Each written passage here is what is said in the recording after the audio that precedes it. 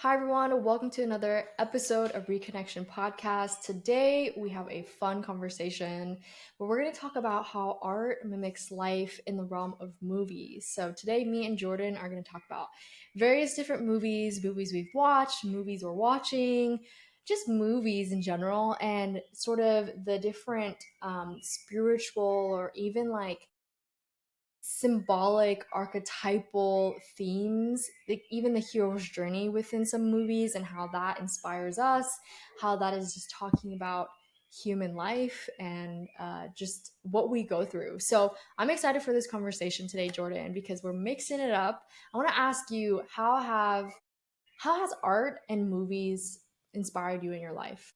No, that's a great question. It's one of those things where if you're close to me in my life, that question might actually annoy you because I'm a person, if we watch a TV show, a song, a movie, anything, immediately when it's over, I look at you and I'm like, so what does that mean? What was the interpretation there? Like, what was the Yes. symbolic purpose of this great like form of art? So I'm very much so that person, and not because Let's talk like about it. that's something like that it's an area of my expertise or anything, but just like how I view art to begin with. Like I have to know what the creator was thinking about when creating something because I like to know. I kind of like to break things apart for that reason alone. And so when I listen to a song, what I'm hearing more so than the actual words or the energy or the vibe of it itself is I'm kind of like looking for the delivery or the message or like the psychology of that person that was creating that. And I think that Hmm. that's a great representation of movies is knowing that of course movies are never written by a single person. It's kind of the collective energy of the people and a time and an era and a space and the location. So you can kind of see the psychology and sociology that was going on when that was being formed. And I Hmm. love to like dissect things and like see where we're at and get to check in by that. And I also think we both believe that these works of art highly inform the future as well, because by viewing or experiencing or seeing something, it informs like decisions. Like I know people who went into certain careers just based off a movie they saw, and I know that people that like did X, Y, or Z based off of a song they listened to. So and they really do inform the future. So I am Definitely. taking all of those into consideration with any piece of art, and I would say movies more in particularly, just because they already full experience. I do think, especially when we're at this younger age, holds such a crucial understanding and such a crucial depth as to the power of that and the power of the subconscious that they inform that I Yeah. think that I'm going to lead this off with actually speaking of my first informative movie and experience. Anyone in my family will definitely know this was like a developmental stage for me. I watched Mighty Morphin Power Rangers on repeat from like 3 to 7 years old. And when I say on repeat, I mean like 10, 15 times a day, every day. Like my parents knew like it word by word just because how much it was on. And I more recently went back and rewatched that film, and I was amazed at my 3 to 7 year old self because I completely understood what it connected with. Because Mighty Morphin Power Rangers, when I went back and watched it was these like teenagers and kids in their early 20s who were tasked with basically finding spirituality and power because they like each of them found like a power animal basically, and that's what gave them their superpowers. And then they used that power animal to connect deeper with themselves to gain extra energy. And I was like, wow, this was so highly spiritual. No wonder I like vibed with it. And I think there's so many things from eras in our life that are like that. That at face value, it just looks like some kids in like jumpsuits fighting some bad guys, but in actuality, has like so much more to it, you know. So I'm curious.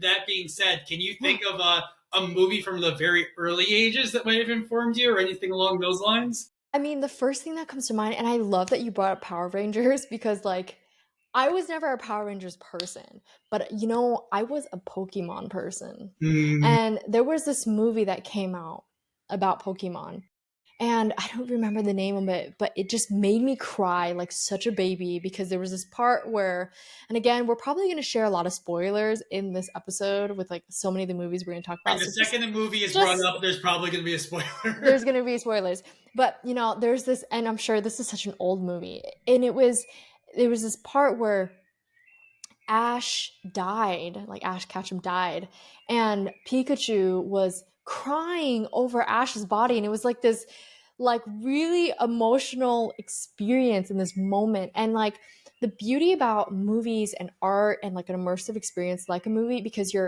your subconscious mind turns on and your conscious mind turns off. So literally you're absorbing whatever you're watching, and it's getting absorbed in your subconscious, especially when you're a child. Like in those early developmental years, you're just like a sponge. And I think me being able to see like almost like a human character have a really deep emotional experience with an animal, or like some kind of fictional mythical character, was really powerful for Why, me. And why I did just they felt, why did they do that to us? Because I actually didn't even know what you were talking about first, and the second you brought up that scene, like core memory activated, and I felt like depressed for a second because I yeah. remember how sad that was. Isn't that crazy how it can like evoke and elicit emotions like that? Like the power of image, the power of picture, the power of like movies have that ability to bring up those core memories within us.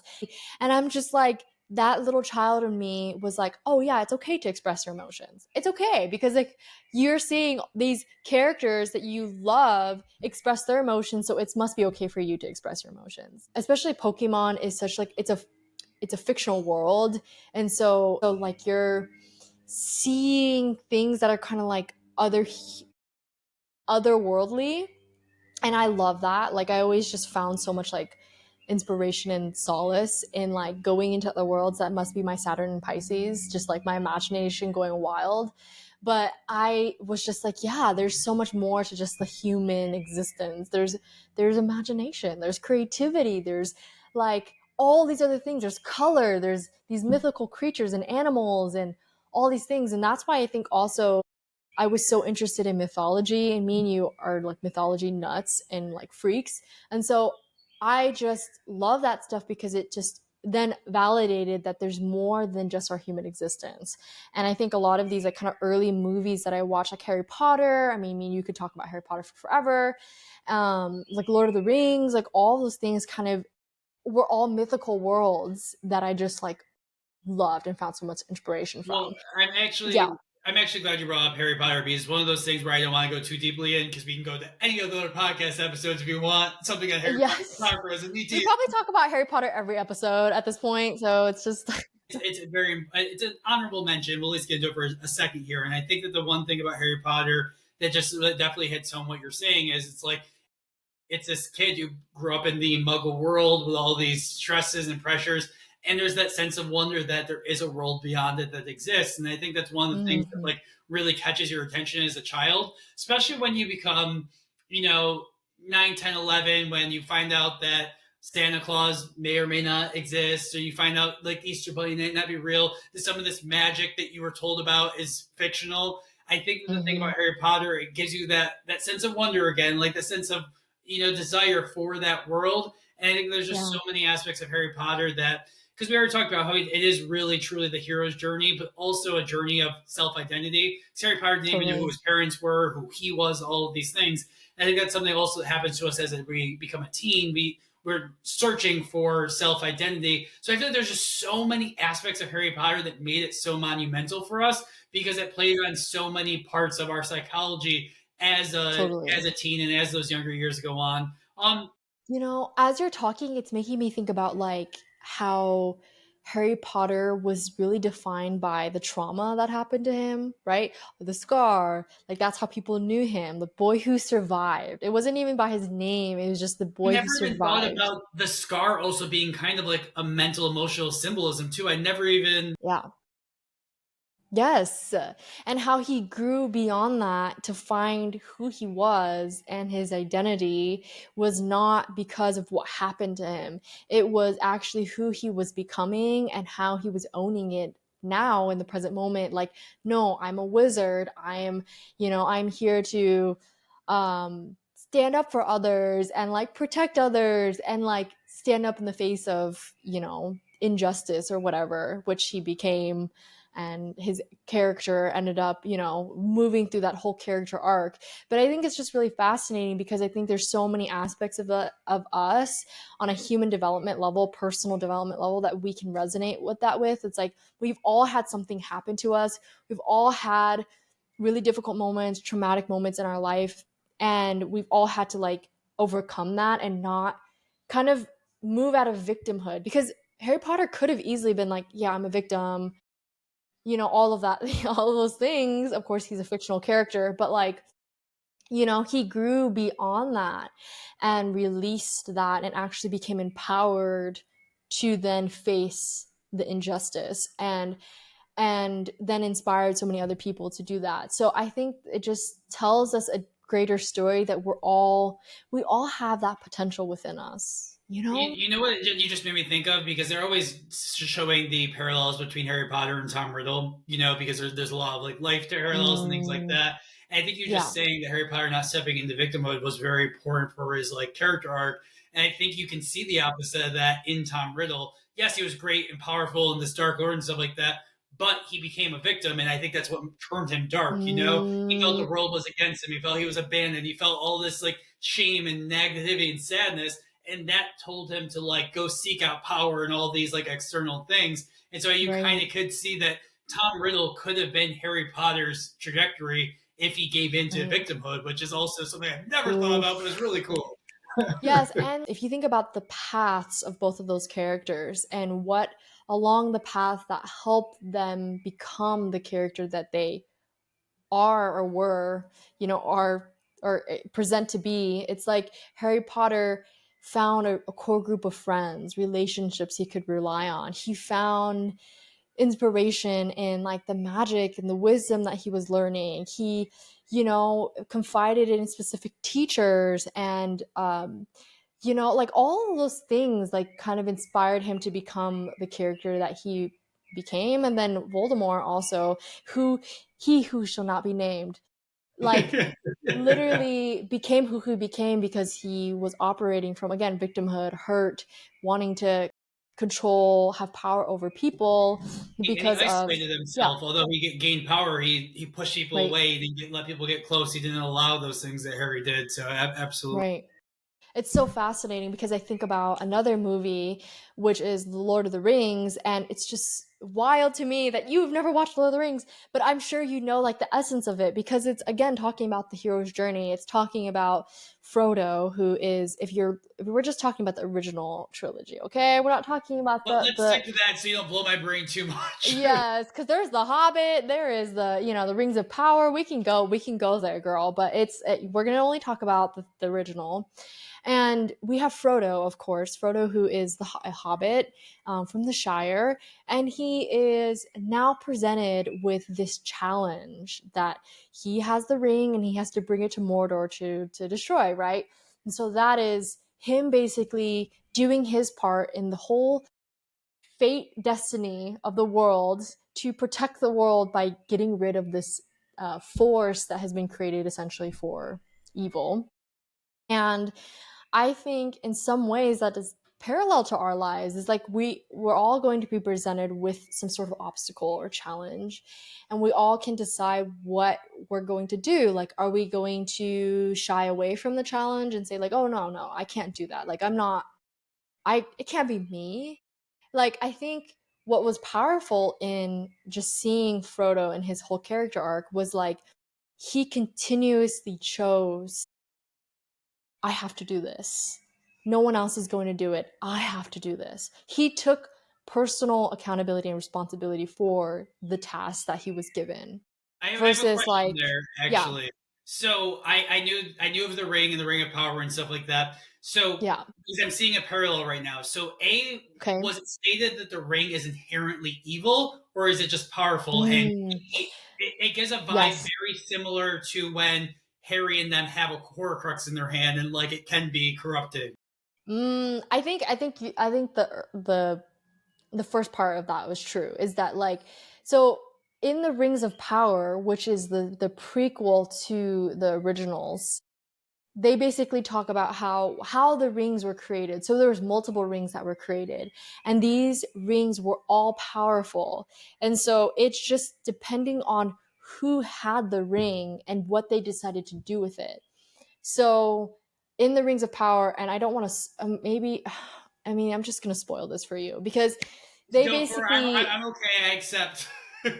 okay, because basically one of the rings ended up, all the other rings got destroyed besides one, and that ring that was kept went to Sauron, which is the most evil character, right, parallel to Voldemort, and he ended up getting that ring and then creating havoc and chaos in the world. And so when that ring went to somebody like Frodo, who is just a mere hobbit from the Shire, with a pure heart, when he put on the ring, he was tempted to go into using the power for evil. He was tempted in controlling other people with it. He was tempted with this power. I mean, it's almost like talking about a greater thing with power, like power in general, like who what the person does with that power determines that character's virtue and determines that character's like destiny essentially. So I think originally to the answer to your question, as the power, the ring is just a power, and it depends on who has it. So it almost actually gives more like Elder Wandy vibes then, because like the Elder Wand was like all Yes, powerful and things like that. But I think this is an exactly. important statement for again our psychology, and something that I learned from somebody who talked a lot about manifestation. And so two separate thoughts. But one is it's kind of important to note that we inherently grow up with being taught by film and everything that informs us that power is corrupting and evil. I know that Mm, we're shown examples of it being good, but I feel like the ultimate, statement we're giving is power is corrupting, evil and bad, power bad, and it almost right. goes on to the piggyback because there's some parallels that money is inherently bad and evil, which is another form of power. And so someone who taught me a lot about manifestation was teaching me that that's a really, really dangerous subconscious thing to hold on to, that thought, because it keeps you from both self empowerment and for money. If you think that those things are inherently bad, then you're always having this constant play in your brain that I don't want those things because they're bad, and therefore you never Hmm. really truly achieve them. Have you ever Hmm. thought about that concept in general? I obviously believe that. What are your thoughts of that? Yes. I love that. I love that because I really think that the universe, your life is going to mirror to you and reflect to you whatever is happening in your subconscious. Like the relationships you're going to have, the conflicts that you're going to have literally are just presenting to you whatever's in your subconscious, whatever's in there, whatever your patterns or thoughts that you believed in. So you're constantly going to be presented with like, let's just say, for example, if we believe that money is evil or like power is evil, right, or it's like kind of the bane of the universe, we're going to be constantly presented with somebody else that has a lot of money or has a lot of power, and you're like, oh yeah, that person, nah, that's totally not my thing. But actually there's something for you to own within that, like to be able to say that no, like this person is also just a human being, they're just doing whatever they think is right. And and doing that own character arc, going through that own, like it's like you're being presented with the challenge, the hero's journey of going into the underworld and looking at what that is, what that's about, where did that come from. And I truly think that, like, yes, with from a manifestation perspective, your thoughts definitely count, the patterns that you have subscribed to definitely count. So yeah, that's so interesting. Do you see any other parallels of that in like any other movies or anything else you want to say on So that? no, but it also just made me think of another concept that comes up in movies, which I never Okay. thought we were going the realm of romanticism because I'm not a lovey-dovey movie Mm. lover. But I will say it's something else that comes out of movies that might also have the same problem. Is most movies have an undertone of, it's changed since we've gotten older, but they used to always have an undertone that finding romantic love fulfilled you, made you happy, like that was the ultimate Hmm. goal. And I think that Yes, that was really bad for our psychology as well. That like I think so totally. many of us in our developmental years then saw that the only way I'm going to be happy is by finding a partner. The only way I'm going to reach success is Yes. finding a partner, and I think that was incredibly dangerous, honestly. Think about all Princess Disney movies. Cinderella. Like, come on. Little Mermaid. Like, it's all literally programming to say that you are not complete unless you have a partner to complete you. And that's just not true. It's just not true, kids. It's just not. And You it's know? it's incredibly dangerous though when that's the only reality Yeah, that you see. And I think that like we can now being in our well, I'm in my early 30s, you're in your late 20s. I think we can see so many of our peers who fell into that trap, who thought that love was going to be the only thing that fulfilled them, and now we're in this liminal space of not feeling fulfilled in anything because I thought that that was the end goal, and now they're there or not there, and it right. really it was honest, and that's again, this is just a good example of how powerful media and film and all these things are, and how much they truly do Totally. inform our reality. But Totally. that's I mean, think about like just art in general, like movies in general basically influence our culture and influence a generation. Like our generation was influenced by Harry Potter. So me and you are like we almost see the world in like almost like ourselves as that mythical character that kind of, you know, can tap into that magic. And I just think it just because it influences and informs our generation, that those stories and kind of those patterns we operate, and so our subconscious almost plays out those things unless we're very conscious of them, unless we're really self-aware and we're like, wait, hold on, is that actually mine, or is that just something I was taught by media or by my parents, all the things. So it does take like doing some self-reflection, some self-inquiry when you're actually watching these, when you're watching media. Like to me, I really feel like it's like protecting your mental space and like your peace, like really, and having some discernment. So oftentimes what I do when I watch movies, especially scary movies, I do not watch scary movies. Nuh-uh, girl, I don't, because all that stuff gets in your subconscious. I'm telling you, like I have not watched a scary. Well, that's not true. I recently watched a zombie movie and I was like, this is not for me. Like I cannot. I the cannot do older I get, this. the harder it is, and it used to be my favorite Yeah. genre, which makes me so sad. Me too. When I was a kid, I was like into Sixth Sense, and I used to watch The Ring and The Grudge and like all these things, and it would stick in my mind like glue. Like I'm telling you, and that's like part of it. That's a part of why they're doing it. And so I've heard with some of these movies, like the horror movies, is that some of them actually, and totally don't quote me on this, but some of them actually have these kind of negative things because they're curses. Literally, some of these movies are cursing, casting spells. Well, I mean, And think about that. I told we both know that witchy AF, and I believe in all those things and stuff like that. But if you just look at it Yes. from a psychological level, yes, the answer is yes. From a psychological level, if we just look at it that way, they're absolutely doing that. I Mm-hmm. mean, some of these movies keep people up for nights and weeks and months, and like give them real trauma. So that's a Mm-hmm. literal curse. If we just look at the psychological aspect of it, not even the I other mean, metaphysical. let's even think about this from a Chinese medicine perspective. Like, fear and trauma and shock scatters your chi.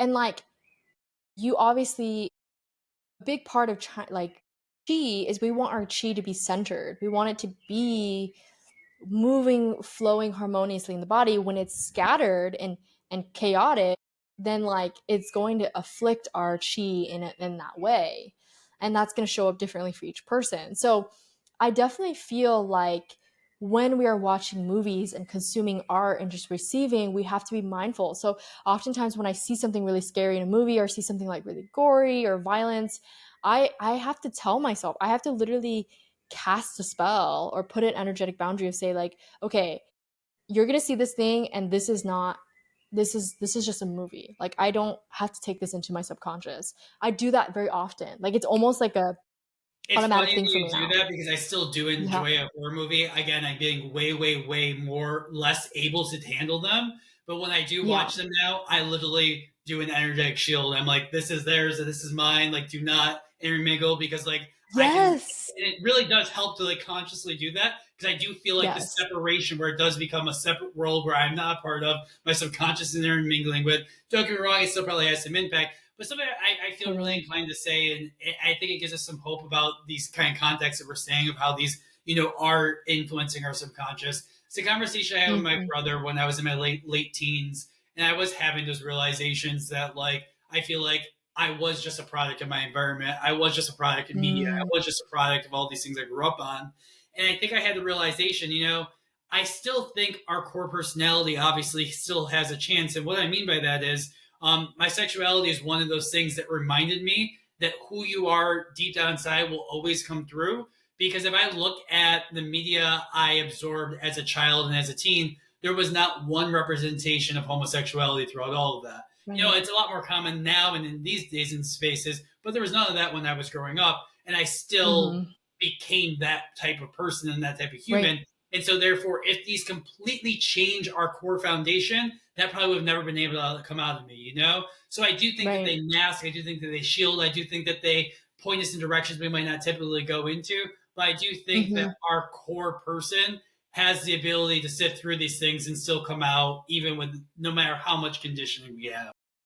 I love that perspective. Jordan, you're always coming in with the silver lining with so many things. I love that. And I think that's so great because it really tells us that like our ability to choose, our ability, our authentic essence will always prevail. And again, I think that's very common even within like these storylines of these big characters like within Harry Potter, like he could have, he could have he begun his journey with being the boy who survived. But then his true authentic essence over time became that no, he was going to stand up in the face of injustice and protect and I think that was his true character. And so you're right in that. I think there's a lot of um your true essence that wants to come out, and it does naturally come out because that is, I feel like when you talk about just human development, you are meant to self-actualize, who you're here to become. So interesting. So to Yeah. kind of change gears a bit, because I know for me, I'm going to go back to some like developmental movies, if you will. I know for me, Hunger Games was a huge one. I don't know why I Okay. resonated so much with it, but I have a question to propose for you. So the second I saw Hunger Games, I instantly got the symbolism and analogies that were being proposed. And so what I interpreted Hunger Games was basically that we in Western or first world society, maybe specifically the United States, we are the capital or maybe District 1 or 2, and we're exploiting the rest of the world just like we are as a nation. And even the Hunger Games itself represented how we use fear porn, basically like wars and stuff like that, to display to us to Mm-hmm. kind of keep us in line and in those positions. And that Mm-hmm. even like the spectacles that the Capitol did, like wearing these crazy like futuristic wigs and makeup and stuff like that, that from an outsider, a third world person looking at United States culture, they would probably see us that. Like even the Met Gala, which just happened, if someone in a third world country was to see that, they'd be like, are those freaking aliens? Like, what are these people? What are they doing? Here we are just trying to Mm-hmm. survive, and they're putting on this great charade. So I'm curious Mm-hmm. for you specifically, because I know you're pretty introspective. Did that hit immediately when seeing Hunger Games? Was that an overreach for me? And where did that land for you over? Well, it's interesting that you're talking about that because I feel like there's a lot of that sort of depiction of the classes, the difference between, like let's just say the royalty. Like I don't know, it's bringing me to like Game of Thrones and these sort of medieval movies that kind of depict like there's a class system in which like the village people don't understand the lifestyle and the ways of living of the royalty, nor do the royalty understand the ways of the village. And so it's just like I think with in terms of social commentary, there's a lot of movies that speak to that, which I think is so important because it is validating, I think, that there is a very small percentage of the powers that be that really control the world and make decisions for most of the population of the world. It's like 1% makes decision for like 99%, which is wild and in a huge disparity. And I think Hunger Games was speaking to that like there's such a big disconnection there Well, and I think that that they was almost live in two separate worlds, Well, I think that was the biggest, one of the other very informative things. Like when you viewed the capital city, or you wanted to hate them. You're like, how could these people like know what's going on out there and live with that and just be doing all Yeah, their theatrics and eating all their food and all this? But you also saw the humanity of the capital people, even where you saw that like they had no idea that the life that they were living was this lavish. They had no idea that there was people suffering this much. Like they were right. just as naive to the world as the people in the bad districts who didn't know how great the lavish life was. Mm, again, I think the Capitol also exemplified that even the people, there's the top 1%, and then there's like the top like 2%, which most of right. like American society is if you have some form of wealth. I think those percentages don't even realize the disservice that they're giving simply because they're Mm-hmm. constantly told like there's still something more. The carrot is constantly in front of their head to say Mm-hmm. see the like people who are even above them that they never even look behind them and see like all of the destruction and chaos in that. Am I making sense with that? Totally, totally. And I don't know why my brain is going here, but I just started thinking about the Hunger Games and literally like the Hunger Games. Like it's literally called the Hunger Games. And and you please correct me if I'm wrong because it's been a long time since I've watched these movies, but I remember like people are literally hunting each other. And like the high class, the higher social class are watching this. It's like entertainment for them, and it reminds me of like just the medieval ages or kind of these old archaic ways of entertaining ourselves as for the sacrifice of people and survival. And it's just like again talking about this greater social commentary on like there's people literally just surviving and will do anything to survive, and there's these upper class who have no idea what that's like and are very disconnected from that world. It also makes me think, okay, this is another thing I was thinking about the story of Buddha, and I'm not going to go into like the whole depths of it, but Buddha is you know, he was a prince, and then he realized that he was so disconnected. He didn't even know what was on the other side of the castle walls until one day he said, I want to go on beyond the castle walls. And everyone was like, don't do it, don't do it. You know, you're not going to like what you see. You're not going to like what you see. He goes out in India and he sees all these peasants and these people who are suffering, all these things. And he's like, wow, I have all of this wealth and abundance. And yet all of these people out here are suffering. And so he then renounced his princehood and went out and lived amongst the village and became a monk and released all of that to become to understand, to know what it was like to be a part of the village, to be a part of the majority of people. And of course, it's not like we all can do that. It's not like the 1% is going to willingly do that. But again, I think it kind of points back to like the character arc, the hero's journey, and then also something that you were to kind of alluding to earlier, which is like your true essence will come out despite how you were conditioned. You know, despite all the things that kind of like got in the way, I think your true character will come out. I think we see that with a lot of these like movies where it does talk about these these differences, these disparities, this discrimination between like class systems of like the characters who are at these aristocrats and things who are very disconnected. Like you see their true character. There's some who are like very evil, you know, and then there's also some who make that transformation and say, no, we have to stand up. We have to do the thing that's right. Well, And and I so, think that's yeah. something you pointed out because you were saying obviously like with the Hunger Games, we're displaying murder and chaos and like all this stuff for the general public and people to see. And I think that's also Mm-hmm. another great parallel for us. If you consume mainstream media right now, it is that it's showing you the death, the Mm. destruction, the chaos, and enlisting that fear response almost as a conditioning to because if you're chia scattered, if you're in fear, if you're in these states, you'll never Mm-hmm. come to that centeredness to realize what's happening around you, you know? So Totally. I think that that's definitely important to recognize and to acknowledge Totally. there. Do But you see any parallels in like the Divergent? Because I feel like the Divergent was like almost something similar, right? Like I was just going not. to go there. I'm so happy that you Yes. did. So Okay, go ahead. Dive into it. well, and both of those for me, because I am just such a lover of like the fusion of science and technology and all those. And that's another thing both those represent very well. The Hunger Games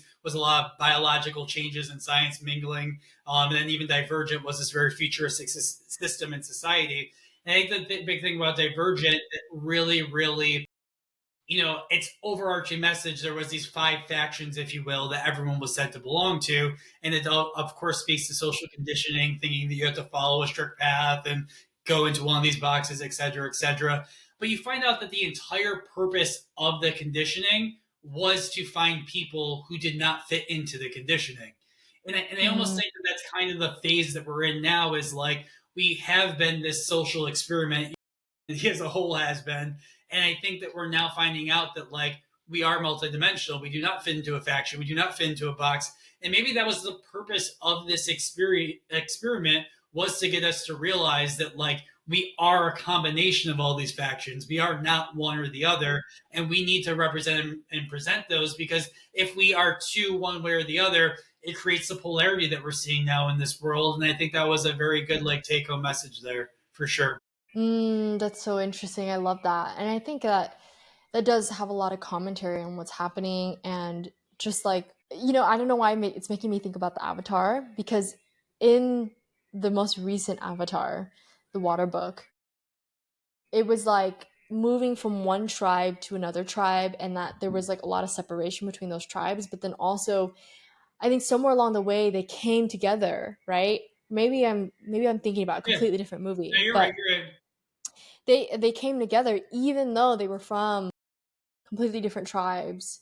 They came together because there was a larger force that needed to be confronted, and that needed to be spoken out against, to be stopped, And I think that a lot of these movies, we could even talk about, Harry Potter, Star Wars, all these other Divergent, all these movies are talking about like how we have been separated, which is natural. Like, our ancestors lived in tribes and they wanted to protect themselves, right? They wanted to survive.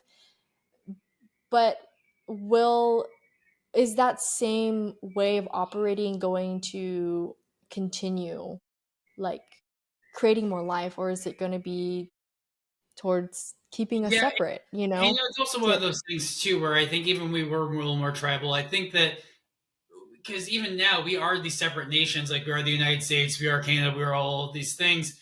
But at least when we totally. were those, there was still a more communal aspect. It's like even as you in America right now, I don't feel connected to my Americans. I don't feel like we are one. I do not Mm, feel that sense of community and camaraderie. So like even right. if that is the case that we were meant to stay separate, which I don't think we are, I still think we were meant to be more connected and communal and all of these things, which we still aren't. So I think that Yeah, and also we also don't know our full history of humanity as well as like maybe the tribal totally. aspects and those separate boundaries even among tribes maybe that was a couple thousand years ago but maybe before that we did come from a more homogenous communal aspect of the things because you I mean if we look just strictly at animal populations there are some that like are just one so maybe we were meant to be one Totally. that is and I think that it also speaks to um no, I think that oh Avatar, that's where I was going to go back to. Yes. So I'm curious as well because I know I talked about preluded to this, but again, I instantly default to dissecting things. So I'm wondering if your mind did here as well. I remember when watching the first Avatar movie, and the entire purpose and intent of him going in there was they wanted to harvest the resources from that tree in order to like Mm-hmm. get it for fuel or whatever the hell they were using it for. And that really Mm-hmm. spoke to me about again looking at Western society and world going into these more third world areas to extract something like cobalt or to extract something like Right. oil or to extract something like gold in the past and it seems like we went into through colonization and imperialism we went into these areas stole their resources destroyed their communities and all their cultures and all these things and it seems so on the nose that Avatar was trying to represent those things. Did you get that Mm. immediately or was that something after it digested and percolated a bit? Totally. I mean, I love the way you just explain that, because it definitely is a story about that, of how, and this is a story we've heard throughout history where, you know, um, some Westerner will come into, I don't know, a new tribe in the Amazon or something, or somewhere in the world that's much different from them, and say, hey, we have to instill our principles here, but actually learning that no, like, these people, this civilization actually live better than we do. Actually, it's interesting. I just finished watching Shogun. Have you watched Shogun before? No, okay. So Shogun, I'm watching the 1980s version of the Shogun. So Shogun is basically in the 1980s, takes place in the 1980s, or actually way before that. This is like medieval ages of Japan. This Englishman goes to Japan, and he's like, "We're going to, change this island, and we're gonna make them more civilized and all these things." And it was just like he ended up going to Japan and saying, "Wow, actually, these people live better than my people do." And it was just like realizing that you're coming into another culture that has this wisdom and traditions and the things that expand you, and can you be open to that expansion, which we saw in Avatar. We saw this character go in almost like what you said, the character arc of like Pocahontas and that sort of plot Well, where it, and I think the yeah. word that came to mind because of you saying that was a word from Pocahontas is like they were viewed as savages, and it was such an inappropriate misinterpretation of what their culture was and who they were, is that the only conception of the West was that this must be savage like, when in actuality it was just different, and that could have been their own form of advancement and own form of like life, which it was. I think, as a human thing, we fear what we don't understand. And I think a lot of these movies talk about that. They don't really say it explicitly, but it is that. It's like we fear what we don't understand. Like people are going to say, we're going to save the savage from them savages. But it's like, no, you don't understand. It's just ignorance. And so I think it is about, again, the character arc and the transformation that a character goes through. Like that character, the main character of the Avatar, he goes into this other world and this other culture, and he understands that, like, no, these are people with such a rich connection to this tree, and we can't destroy this. Actually, we need to protect it. And it's just being open to that there's other perspectives, just like Buddha went out and said, no, we have to be open to what's out there. And this is not only our way of thinking is not the only way of thinking. And I think that has a lot to teach us nowadays because of the state of the world, and how much we are separated based off of just our beliefs. And so I wonder if there's any other movies that kind of stand out to you, or that you have some like burning thoughts on. Well, I'm actually curious for your perspective on something, actually, because I think the Pocahontas discussion and like the savage word made me really think of something that you have a better perspective on than I do. And I'm curious, especially being in Costa Rica. This can be quasi personal question, but I know you'll be open. Specifically Costa Rica, specifically Vietnam. They're both areas, and I think you've traveled to several others where there is, a little bit more poverty. There is a little bit different way of doing things. There are things that, viewed from a modern Western perspective, especially American one, would look at as them having much less. And I know there's exceptions to this rule because there are areas that have much less that truly are suffering and disease ridden and all these things. But I also think there's this middle state where there are some areas that have so much less, but are very content in life, and so they might have something more. What is your experience with that, especially in Costa Rica and Vietnam? I know you've experienced like people who had so little. Do you still see some of them have enjoying life more though? Yeah, I mean, definitely. I definitely think that, and I can only speak for Costa Rica, I can only speak for Vietnam and the United States, obviously, but like when I go to the United States, there's things available, everything's accessible, everything is just like convenient versus like these other places like Costa Rica where the like things are not as accessible here like things are in the United States. But people are okay with what they have, versus I feel like sometimes when I live in the United States, I'm like, you're on that rat race of wanting to accumulate more and more and more and like not having enough. And so because everyone else is on that wave, versus the culture here is just like, yeah, just be with what you have, and that's okay. And I think that's very similar in, maybe it's just like a tropical climate type of thing, or in maybe other countries too that have cultures that value more communal, or more nature based. I think it just depends on the cultures. But for me, yeah, I think I've definitely seen that for sure. And don't get me wrong, I know that there is exceptions to all rules and some in betweens there, but I feel like in general that maybe we shouldn't pity these cultures as much because they might actually have value and something more valuable than we do with our Yeah, possessions, So yeah.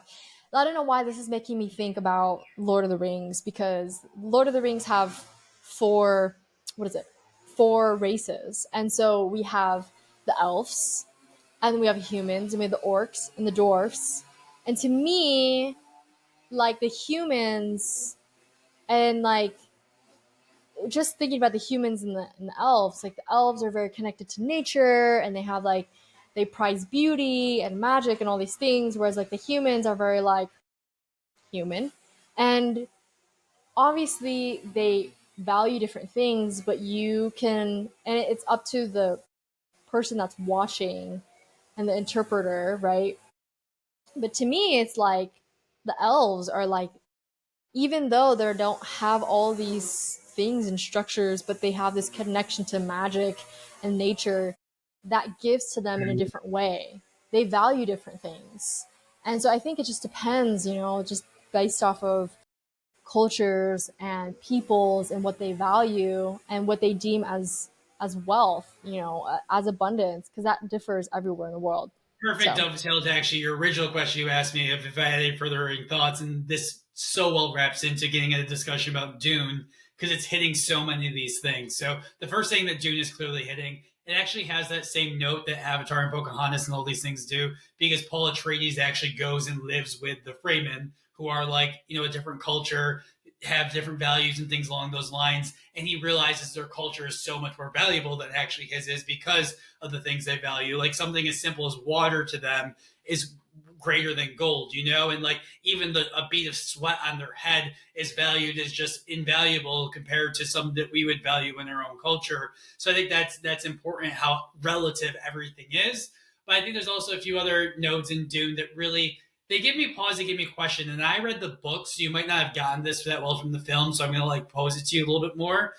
Dune is one of those ones that really gets my thoughts thinking because there's a concept in it that makes me wonder about our current like religion institution, and that's that one of the concepts in Dune is actually thousands and thousands of years prior to the film, these very very all-knowing witches and women came to that country and planted a story and made it a religion basically, so thousands and thousands of years later someone could impersonate that story and everyone of that culture would then believe that they were their savior. So what I mean by that, that's why Paul Atreides is so easily accepted to the Fremen, because they literally set that up so when he came there at that time, everything that he did would be seen as an omen. And it's such a trippy concept. And again, I always never like to take away from our religions. It's just something to like think about. But it's like one of those questions of like the story of like the story of Jesus or any other prophet or savior and things like that. Like how insidious would that be if a culture from outer space, from another place, from another era, planted that stories just to one day come and like fulfill that and take psychological control over an area. Isn't that like such a wild storyline? I don't think the movie did a good job, so that's why I wanted to present it to you. that is so interesting, because I feel like you explain that in a way that I'm like, okay, I understand Dune more, because I don't feel like I got that very clearly They through the did not movies do a good job in the themselves. movies explaining that because they automatically just like Yes. accept him as like the Messiah, the this, but that's because that story was actually seeded thousands of year past, and he was actually meant to like follow that. And I feel like that's just talking about like mythology and like these kind of traditional stories that continue getting passed down. Like when I think about like Native American prophecies and all those things, it's really like seeding into the new generation these things to know. And I just love that. I literally did not get that from the movies, but that's just so fascinating that you brought that up. Is there any other parts you think from Dune that stand out to you that like talk about how that character develops to like take on that challenge or to become that, Well, to and that's the become that curiosity of it being? because it Yeah. was the prophecy. And again, the prophecy was intentionally set up that this kid would already have those characteristic and traits because like they knew that this kid was eventually going to come here, so they set the prophecy up perfectly for him because they knew he was going to be born of X, Y, and Z. Like they literally planned all of that out. But there were aspects in the book where you were wondering if is this prophecy, is this manifestation, is this merger of the two, because he knew what the prophecy was. So there was a little bit of a self-fulfilling there, and it was a little bit of that choice point of determining and figuring that out. So it was one of those Okay. things where because the prophecy was set, did he have to actually follow that? Did he have to like? So there was some of that in Mm, there, and there's also another curiousness of it that makes me think that again the book did not do a good job of either. Is the entire framing community? They were all taking a psychoactive compound similar to psilocybin that kept them connected as one and allowed them to see timelines differently as well. So that's just an interesting note to touch base on and something interesting, curious to think about as interesting. well. Okay, so about the prophecy thing, did you watch The Matrix? I'm Yes. Yes. Okay. Do you remember when Neo goes to talk to the prophet, and then the prophet is like, "Oh, maybe this version's not of you." Basically, she was like, "This version's of you is not ready. Maybe you're just not ready yet." And then like that was sort of all he received from the prophet that time. And it was sort of when I talked about this with my partner, we were like, was it that he needed to almost be tested to decide if he was going to choose the prophecy? Like almost like the character has to decide if they're going to take the challenge or not. It can't just be like, you know, yes, that character in Dune then, comes in and they're like, "Oh my god, you're in the prophecy." But that character has to decide, right? That they're going to like do the thing. And so Neo, it's an interesting thing to think about because Neo had that sort of character arc of saying like, "Oh yeah, I'm not the one. I'm not the one you're looking for." But then something changes within Neo to say, "No, I am the one." There's And he actually had no, yeah, go sorry, ahead. yeah, there's actually a quote that keeps coming out from that movie that like dovetails off your thought because the prophet also says like, well, you already know whether or not, or Neo says, you already know whether or not I'm going to choose, basically. So does it matter if I choose or not? Like, doesn't it already decided? And she's like, yes, but that still means you have to do it. And it's like this very trippy thing with, we always talk about time in general, that all time exists now. And like, all decisions have already technically been made, which also gives the question on free will, but we won't go there right now. And it's one of those things where, having even though let's say the prophecy was already fulfilled in the future and you had no free will to alter it, or you still have to have the choice point and decision, like it's still something you have to step into willingly because at any point you could divert that even with that knowledge. That's so interesting. I think with the Matrix, it talks so much about a lot of these things that we've been talking about, like social commentary, how like a lot of these systems and things and ways of thinking about yourself have been sort of conditioned in life, and that in some ways it's sort of a simulation. Like, are you existing in the Matrix? Are you existing outside of the Matrix? And I'm sure that's gonna get us into another whole conversation. What's you going just on with you you? just made me spark something because there's a lot of parallels obviously Yes. between the Matrix and Alice in Wonderland. And those are pretty obvious. They even stated in the Matrix itself. But a thought that I've never had, with especially with Neo having like his in the beginning of the movie, like his like virtual self basically like emails him or something. I'm doing a very bad job of describing that, but you know what I'm talking about. Yes, yes, yes. And there's also all these aspects of them asking, like, are you the real Neo? Are you the right one? Like all of that. The same thing with Alice. Alice is constantly asking, well, is she the right Alice? Is this Alice? Things along those lines. Mm, And maybe just think of what that's a great representation for is your higher self. Like are mm, you don't your higher self and you are one, but you have the free will to completely disconnect from it and never follow the path of your higher self. Or you can take on that challenge and become your higher self and live on that timeline in which all the possibilities are open. And I think that's the greatest yes. parallel is, and I think that also answers your question with Neo. He could have chosen to like go on, disconnect from his higher self and just live a normal, average, mundane, non-fulfilling life, or he could step up to that version, that timeline of his higher self, and open the door to Mm, all those possibilities. yes. It's so fascinating because I feel like there's so many layers to that.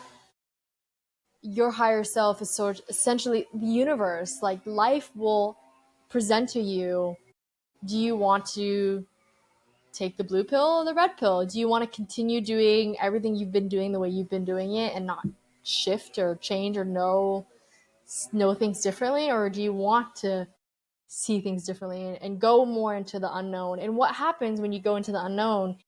You grow more into your potential. And so I think it was like when, and so this is something I've thought about, is like all of the characters that Neo meets, like who was the other character that plays Morpheus. Yes, yep. Like, yes, when he meets Morpheus, it's like Morpheus is just another aspect of him that's telling him like, hey, that is, I think, his part of his higher self that's like, hey, you, are you ready to choose now? Are you ready to choose yourself? Are you the one? And then he, it takes time eventually for Neo to get there.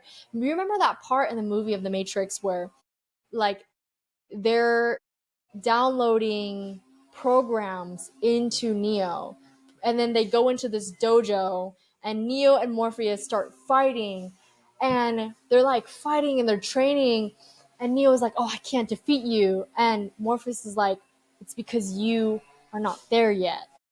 And something happens, and Neo has this breakthrough, and he's like, "I am the one. I have it," and he's able to like then shift the universe or shift timelines and like see reality for what it is. And Mm. it's just becoming like, I don't know, that I think that tells a lot of like when we start to, as a human, start to make decisions and take accountability and responsibility for like our behaviors, our patterns, all those things.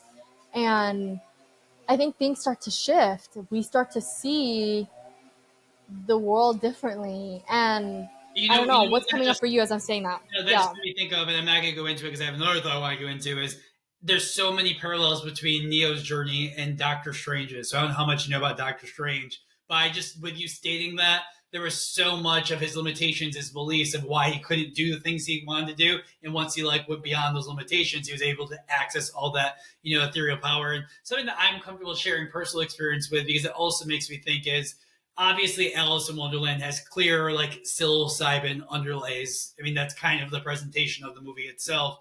And I think it's interesting because I want to say that the few times that I have microdose psilocybin for medicinal purposes, I do have, I can hear my subconscious, hyperconscious, whatever you want to call it, a little bit better. And it almost is just the voice that's always there, but it just seems a little bit louder and a little bit clearer. And it almost is like telling you that like, hey, this version of yourself is always here. Like I'm always present. I'm always accessible. You're just ignoring me, not listening to me, not accessing me. And I think that it's a very clear telling again of all of these films, all of these aspects. It's like these are aspects of you that are like right here. You just kind of have to reach out and grab. Mm-hmm, mm-hmm. And that's just such a parallel to our own lives, like when we're talking about intuition, like our intuition is, we're always receiving, these little like synchronicities and things. And so it could even just be that, like, we're receiving a synchronicity, and can we just be able to slow down enough to just notice that and to become aware? I think a lot of these movies are so powerful at just like teaching us these lessons, reflecting to us these things that it's already happening. It's already happening right now. Yeah. And I think that this is a great movie to end on that wraps up everything that we're talking about right now. And it's the Yes. Everything All at Once movie. And you want to know the wildest part is? It was so informative Yes. and impactful, but I'm blinking at first as how does that character access that power? Like I can't I remember what she does, but how does it happen? Do you remember? I'm trying to think. The main character accesses that power, I think, by breaking, almost doing something that breaks reality's Mm, laws. Do you remember? Like, it yeah. was like she was taught, like, okay, you actually have to, like, go in the closet and do something wild, and then it'll, like, kind of shift the reality. and bring you into a different dimension. Is that right? Am I Yeah, wrong? I honestly don't Okay. remember that clearly, but let's roll with it because we at least know the end result. And so, what I want to say about the end result is it's a great example of everything we were just discussing. That when you do have access to, like, the flow, intuition, higher self, you have a better, more malleable aspect of reality. Manifestation happens better. You're more aligned, and these things just kind of happen. It almost feels like you have somewhat control over reality. And actually, I'm going to go greatly to a Doctor Strange quote, and I'm not going to do it directly because I don't remember it directly, but it's basically like he's asked, "How do you beat a river into submission?" And he's basically told, "Well, you don't. You just surrender to control of it in order to control it." And he's like, "So you're telling me to control the river, I have to submit to the river and release control of it?" And she's like, "Yeah, that makes complete sense, doesn't it?" And it's like, "No, that doesn't make sense." But that's how this works: is by surrendering control, submitting, and allowing it to happen, you actually gain control. And it's a very weird paradigm to work with, but we've all been in a point in our life, hopefully, where you've entered the flow state and realize it's this balance of surrender and control in order to gain control. And you just can't explain it any other way. I mean, how many times in your life have you just tried to like control a situation to make it like exactly how you want it? It just doesn't end up like that. Like it just reminds me of like Taoism and the Wu Wei of like effortless action. It's like sometimes you Way. just have to, yes, sometimes you have to just like allow and just be attentive and be in the moment, and like it'll all unfold without you having to control every single bit and piece of it, you know? And I think, um, yeah, it's so fascinating. I think with Everywhere All at Once, my last note on this is like, it's just kind of opening up. I think that was the first movie I feel like that opened up to a wider audience that there is other dimensional things besides like a very kind of fictional thing like, I don't know, Doctor Well, Strange and I or like think a another fantasy point for you, movie. just to throw in an ad before you finish that thought up, and I think it was incredibly important. It came from an Asian perspective because I feel like it Mm, really exemplified how much of a limitation is put on Asians right now, especially Asian Americans, that they have to stay in a yeah. box in a routine and in a formed way. So I think that part was important as well. Yeah, yeah, no, definitely. I mean, I loved it. I was living for the Asian representation, and I it just really helped, I think, provide to a different audience the stories of Asian Americans, the disconnection, the dynamics within cultures and families, but also again, this kind of bigger conversation about like, is reality just reality and how we know it? Or is there multiple dimensions? Is there parallel lives? Is there something that's, happening at the same time and another, it just helped to kind of expand people to what's possible and not stay only in like just this thinking, but like in this thinking. Because I remember during that time when that movie came out and got like so big, I was having discussions with people about parallel universes and other dimensions, all these things that like I only talked to like two, three people about before. It was like, no, everyone now was kind of thinking about it and was excited about quantum physics and being able to think about how energy works, because that movie helped to bring it in a new way and in that Asian perspective. So it was awesome. I loved it. Any last thoughts on any movies that you want to share before we come to a close today? Yeah, no, I think I'm just going to wrap up the thoughts that were dovetailing off of that one because if I go any further, I'm going to rabbit hole down several others, pun intended with rabbit hole. Yeah. So I think that because Marvel really opened that door too to multiverse concept and Mm, ideals, and they also opened the door to even alternate dimensions and realities, and even the quantum physics realm that was actually spoken about a lot in like Ant-Man theory. So I think it's so important that these things are getting into our general awareness. And it's showing again, this is a representation, therefore, of the consciousness now. If these movies and films are being made, we're ready for these concepts because they were made by us, they were made by this general mm-hmm, population. So that goes to show that these ideas are seeping in. And I want to leave you mm-hmm, with my final thought that's not movie related, but a lot of this connected to is something I'm really trying to hold on to because I was taught this principle and I do believe in it. I think it's true is that, our consciousness, we have let's go with just subconscious consciousness and higher self. Higher self could also receive a super consciousness, et cetera, if we want to say psychologically. But let's just stick with those three for the time being. So our subconscious is obviously our background programming. We don't need to be explained that. Our consciousness is the present moment. Like, what are you doing right now? What are you focusing on right now? Et cetera, et cetera. And I was taught very recently that our consciousness is actually not meant to plan out any of our future tasks. It was never meant to be its Mm, purpose. It was never meant to like figure out the future. It was never meant to do X, Y, and Z. Don't get me wrong. In the present moment, it can plan for the future, like by budgeting or doing X, Y, and Z, but it was never supposed to like seed out our future. That was always meant to be the mm-hmm, space of our superconscious. And our superconscious is constantly always doing that. So our consciousness never even has to. mm-hmm. Like, there's no point of us in this moment thinking about our future because our superconsciousness is already doing that in the background. And the reason why I'm even bringing this up is because it connects to a lot of what we're speaking of. I also think it takes away a lot of anxiety, knowing that there is a part of your consciousness always planning and figuring out the future, so you really don't have Yes, to in this moment. I don't know why I that felt love that. relevant to like bring into this conversation, but that's what I'm going to leave with, and I'll let you wrap up with whatever you want to. I love that. It reminds me of the quote of like, you just need to know the what, and then you have like the universe and life will figure out the how. Like, it's just like because your conscious mind, the mind that's on right now listening to this, is able to know what the what is. Like, what is it that you want? What is it? What's your intention?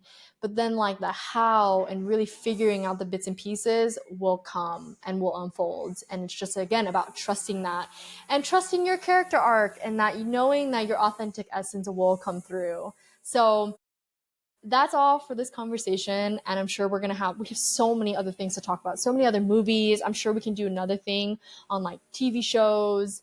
Because I was thinking about so many TV shows as we were speaking. So stay tuned for more on art and how art mimics life and things within pop culture. We're going to definitely share more about this. So thank you everyone who tuned in and watched with us. And again, thanks for tuning in with us.